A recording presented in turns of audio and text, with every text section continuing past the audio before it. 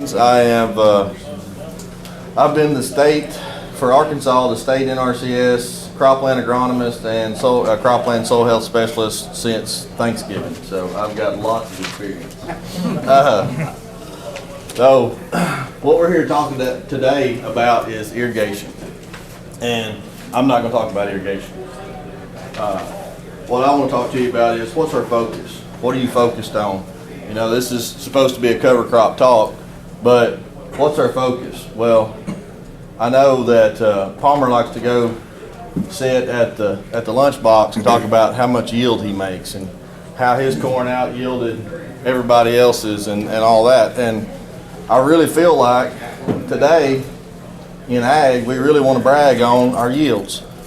And I was at the crop management conference last week. I think that was last week.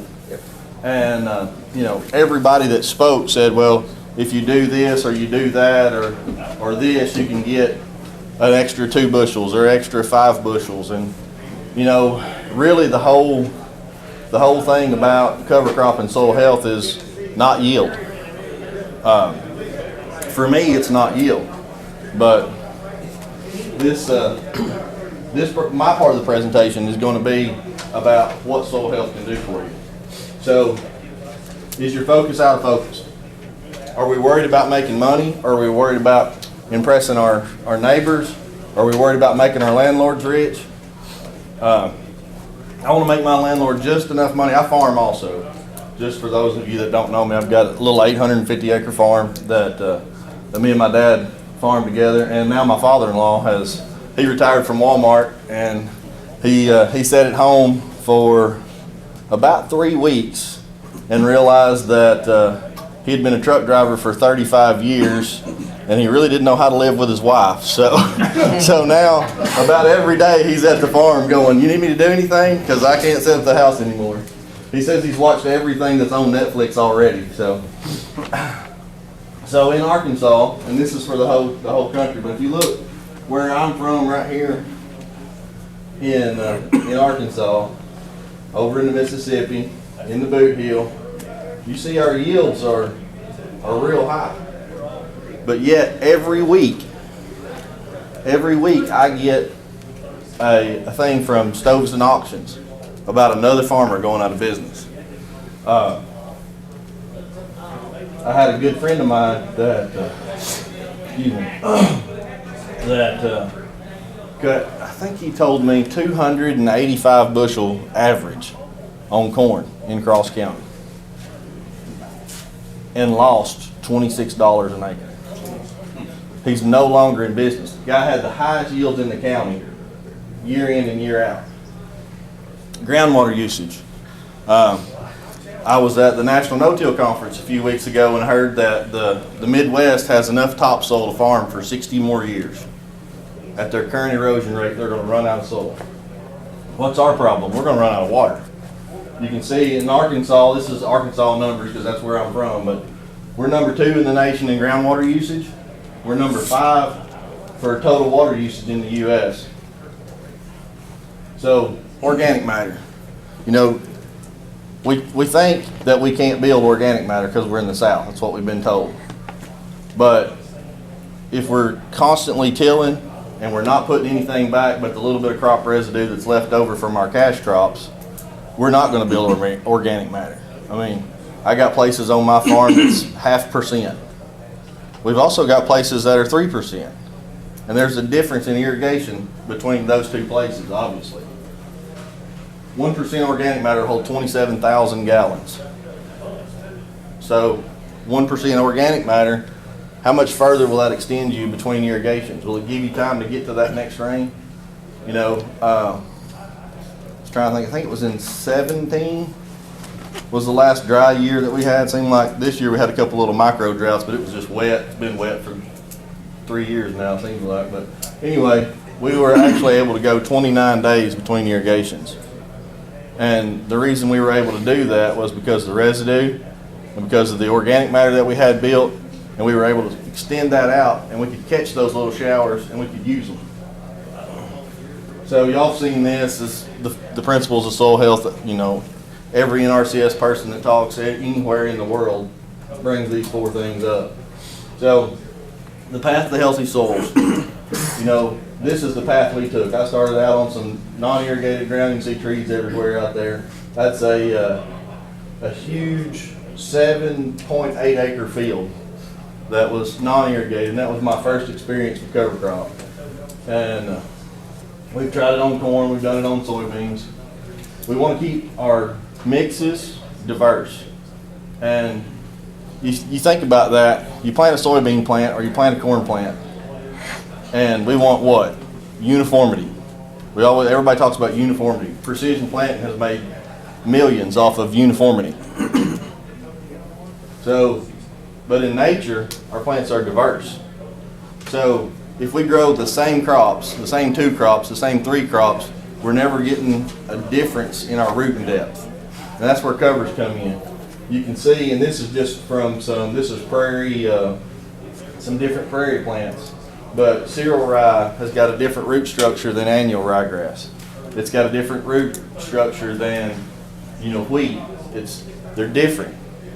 A radish has got a different root structure than a legume.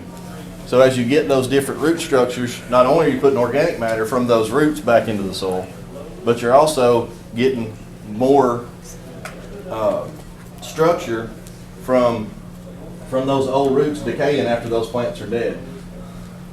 We see this, I see this. I used to drive to Wynn every day. Now I drive to Little Rock, so I don't see as much. But going to Wynn, in the spring, I've seen fields that got as many as 14 passes on them before they planted.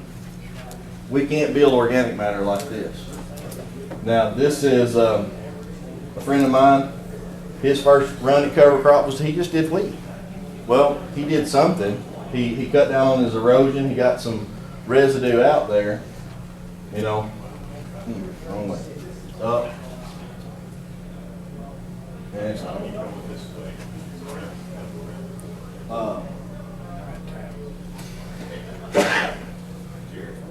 well, I had a real cool video there that played twice this morning.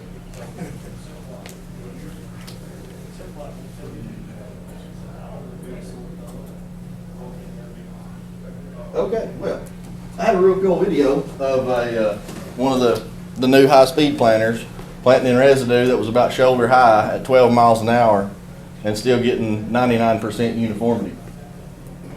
So what we got to do, we got to keep something growing in the soil all the time. 26 days is a average estimated lifespan of your microbes. So we got to keep something going.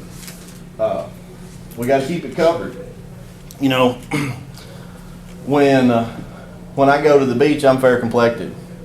So I kind of got to stay under something or it's going to burn me up, right? You're going to be hot, sitting out in the sun. The soil's the same way. It don't want to be hot. It wants to be under something that's covered up so it can stay cool, so we don't lose what water we've got, what moisture we've got. We want to keep that available for the plants to grow. This picture was taken from one side of the road to the other. This is, don't remember if that's black oats or cereal rye. I think it's black oats. And then that was just that was no-till. Just didn't have a lot of residue left over. Look at the difference in the temperature. The outside temperature that day was in the 80s. It wasn't even 90 degrees. And the soil was already that much warmer. We talk about recycling. Everybody's going to save the planet by recycling. You come by and if you've seen that stack of polypipe piled up and on fire, there would be people that was really upset that you were burning polypipe. But we come by a cornfield that's been burned off and nobody says anything. That's just normal farming practice. And then after they burn all of that trash, or that problematic residue as it's been referred to, then they work it up.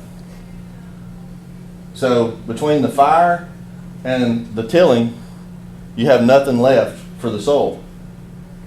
So this is from the University of Missouri on rice. Just the difference in nutrients that's available that's in the straw from rice. You got to do what works for you. That's the main thing.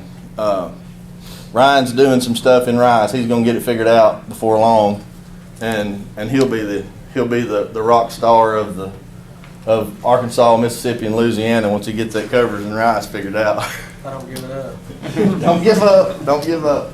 But you got to do what works for you. What works for me on my farm may not work for you on your farm.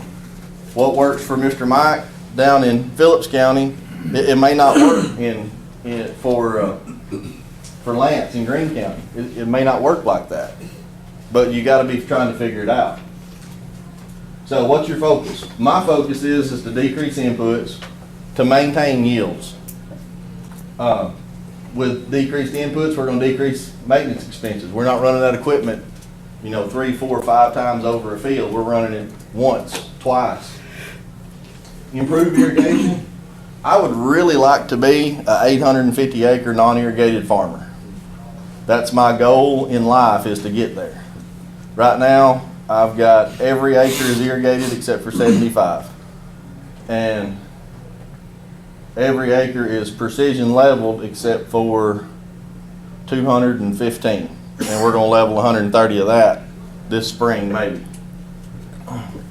Don't be happy with sustainable. Let's be successful. Sometimes things don't go as planned. And I'm sure Ryan and there's a lot of others that can attest to that. So with that, I'm going to turn it over